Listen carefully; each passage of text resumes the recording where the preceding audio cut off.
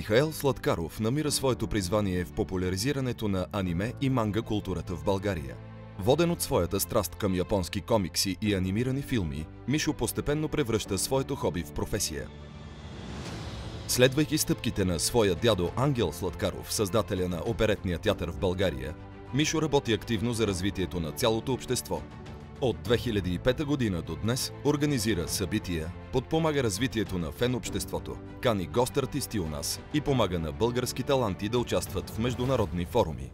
През 2016 учредява фондация Мечти без граници, чиято цел е популяризиране на специфичната азиатска култура и създаването на професионална среда за развитие.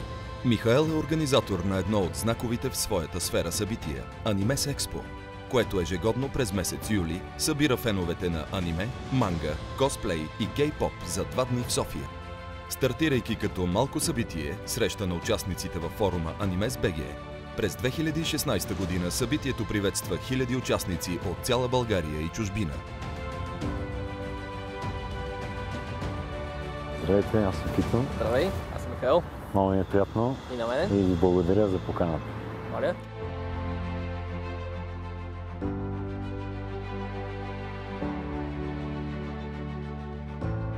Здравейте, аз съм Михаел и съм главен организатор на Анимес Експо. OnFest се завръща и тази година се присъединяваме към него. 12 годишната ни история, това събитие ще бъде най-голямото организирано от нас до сега. На него ще видите много косплей, мерчендайз, работилнички, кей-поп и международно жури, като за първи път ще имаме гости от Азия и Бразилия. Очакваме ви на 24 и 25 юни в Интерекспо център. През 2017 година Анимес Експо става част от OnFest.